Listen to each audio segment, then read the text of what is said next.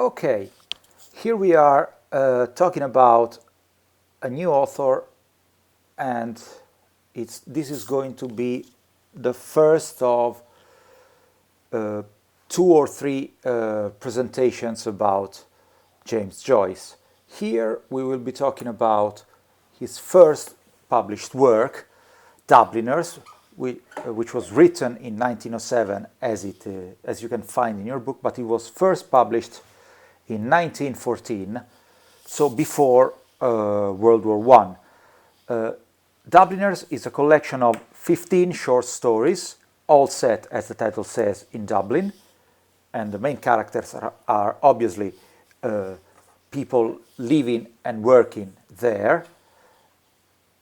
The topic of these stories is Dublin itself and life in town.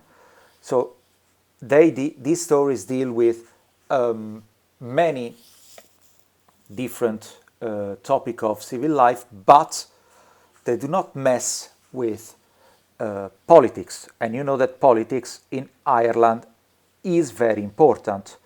We have discussed it last year when we were talking about Jonathan Swift. And you probably know that from 1916 up to 1997, the situation in Ireland was always very complicated because of the division of the island into two parts.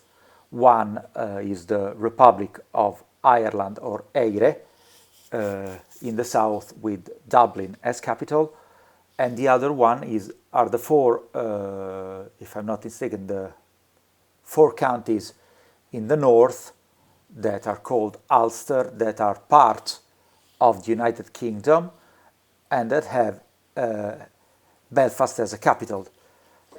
All throughout the 20th century, there were many periods of troubles, as the English say, because the Catholics living in Northern Ireland wanted that part to unite with the Republic of Ireland, and the Protestants wanted that part to stay in the United Kingdom.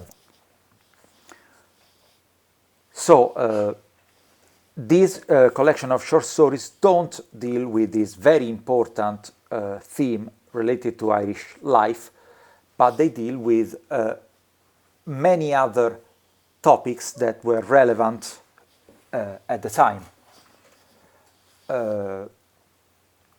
Joyce's purpose in writing Dubliners was realism, even if, and we will see that,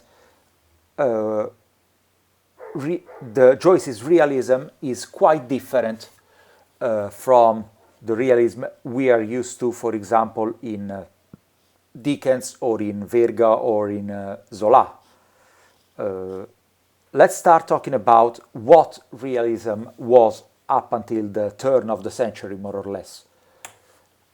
As you know, realist writers wanted to describe the world, wanted to describe what they see in the most objective way possible. The approach of Zola's naturalism, for example, is to place himself behind the character and silently observe him, just like you would observe, for example, ants in a terrarium, or just like a documentarist would observe animals in the wild, so without any interference or without any judgment. We know, obviously, that this is not possible, but that was the realist writer's objective. The approach is usually descriptive. They don't, realist writers usually don't deal with the character psychology. They don't deal with their thought process, they just describe their reaction. In a way, their approach was very materialistic. Joyce works in a different way. He rejects the idea of the objective narrator, and he describes the world through the eyes of the characters. We always have an internal narrator in Joyce's writings, even though, and it is not always true, but in the case of Dubliners it is, even though the point of view is internal to the story. I'm sorry, not internal, but even if the story is told in third person, there are cases where the story is told in first person, but Dubliners are all written in the third person, even though the point of view is internal. We don't have an omniscient narrator. What was the main topic of Dubliners? So, this is a quote that Joyce used to describe the main topic, which is paralysis. You can see also that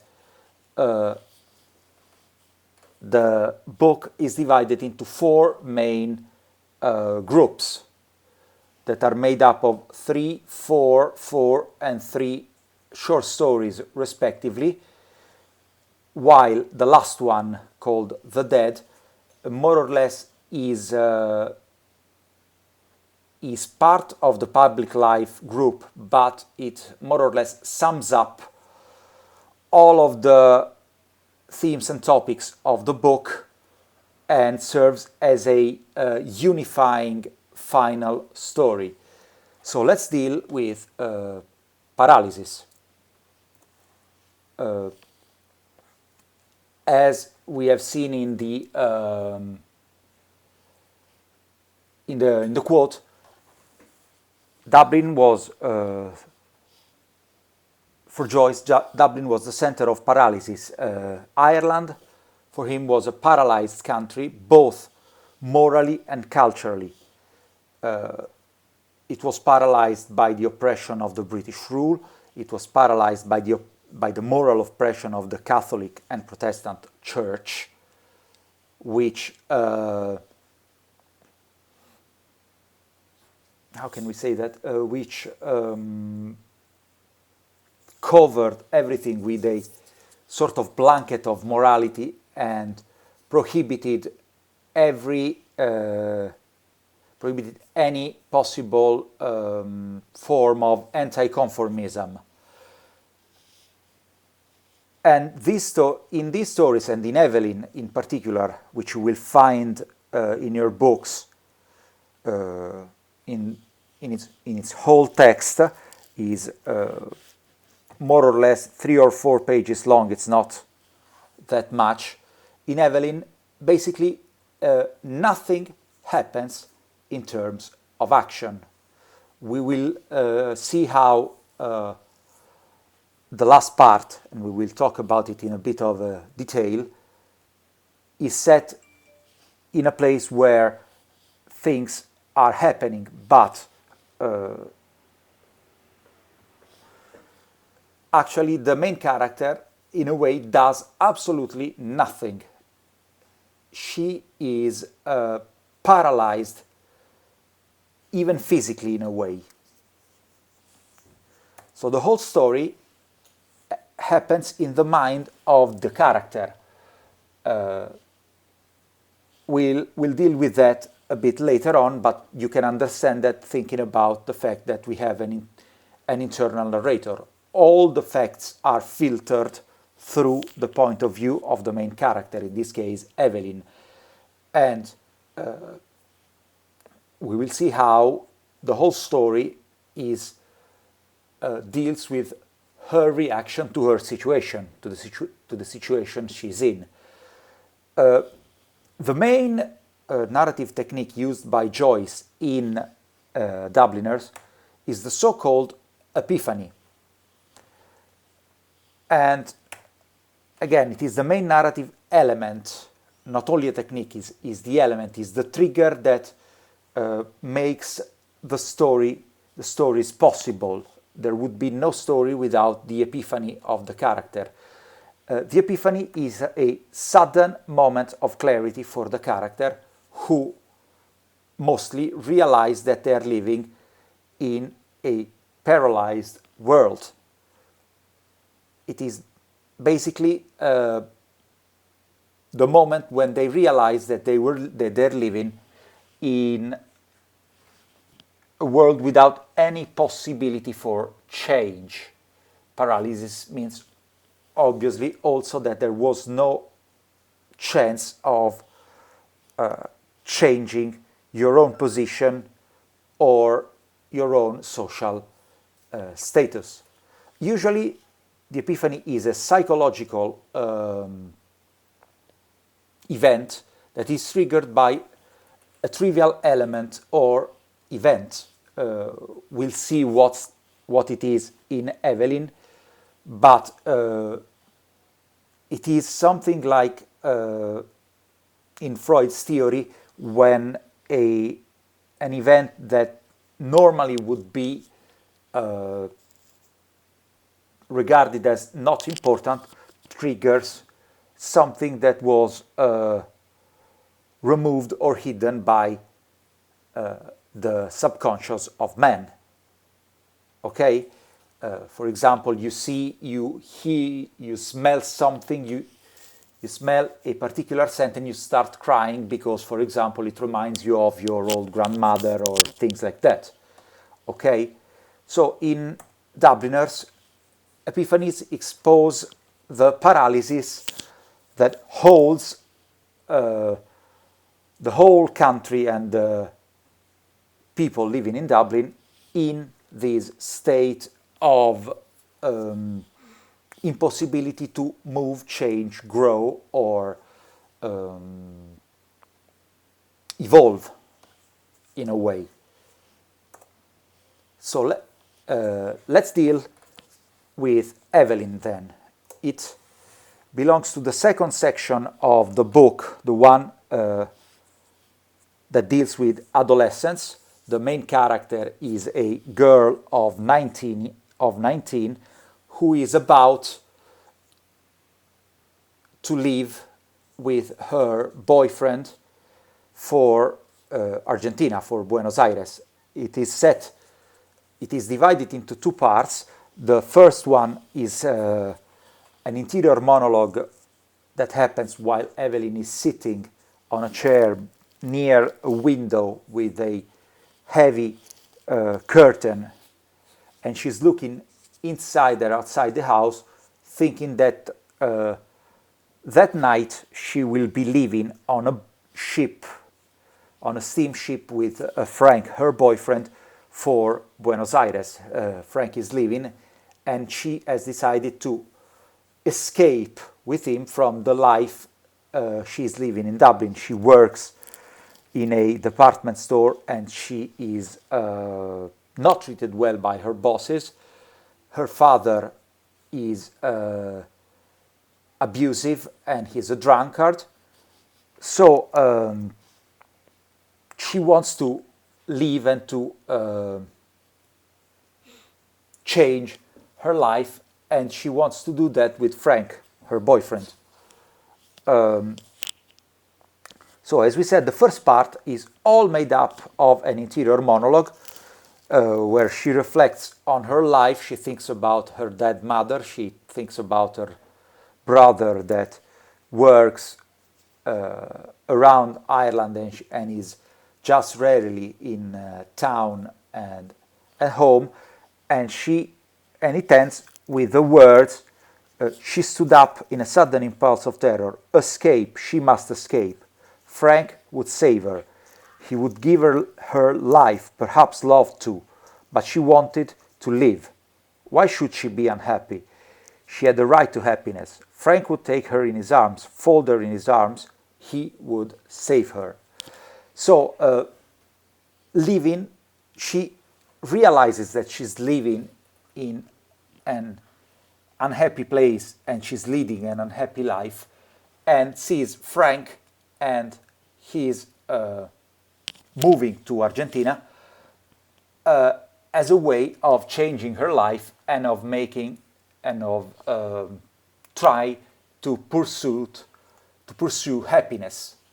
So let's have a look instead at the last part of this short story, which is separated by a physical white space, even in the original book.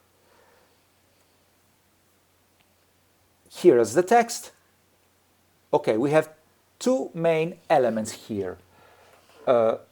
Let's try to look at them.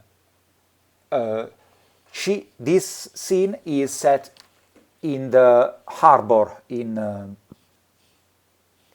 Dublin. She's with Frank and she's about to board the ship. She's about to cross the gate to board the ship. But what happens is that let's look at the highlighted text.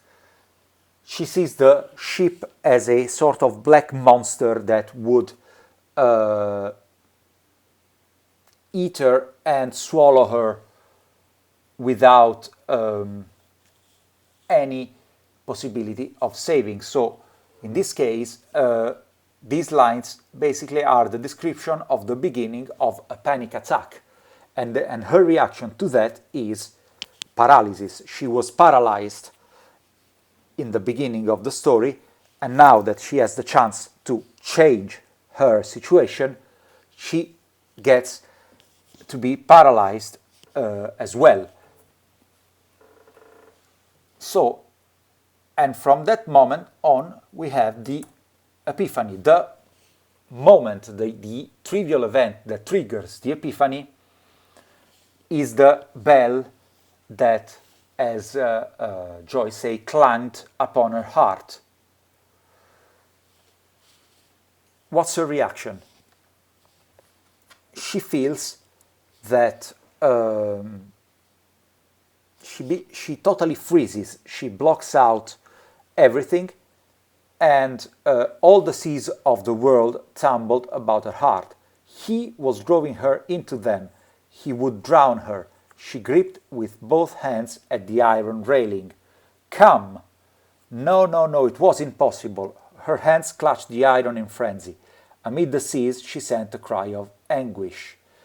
So she freezes there. She just holds on to the rail in the harbor, and she freezes there without any possibility of moving, because she's in a panic attack, but second, she has not the strength to change her life. She prefers the devil she knows to the possibility of finding a better place somewhere else. Again, if you think about an American poet called Robert Frost, when he wrote "Two roads diverged in the wood, and I took the less traveled by, and that made all the difference," Evelyn here does not choose the less traveled by. She wants to remain on the old, safe, dull, unhappy but known road. So she chooses to remain paralyzed and to accept the impossibility for change in her life. And the story ends as Frank calls her, "Evelyn, Evie." He rushed beyond the barrier and called to her to follow. He was shouted at to go on by the crowd who was boarding the ship, but he still called to her. She set her white face to him, passive like a helpless animal. Her eyes gave him no sign of love or farewell or recognition. So in the end, paralysis denies you even the possibility of having a rational response to it. When you have the possibility to evade your paralyzed life, you don't have the strength to do that, and this absence of strength make you like a helpless animal without any rational thought in your mind. So Ireland, Dublin, this dull, unhappy life are so heavy and so strong upon Evelyn's mind that they make it impossible for her to even rationally accept the possibility to change it in a way. Okay, so this for now wraps it up. Thank you everyone, and I will see you next time.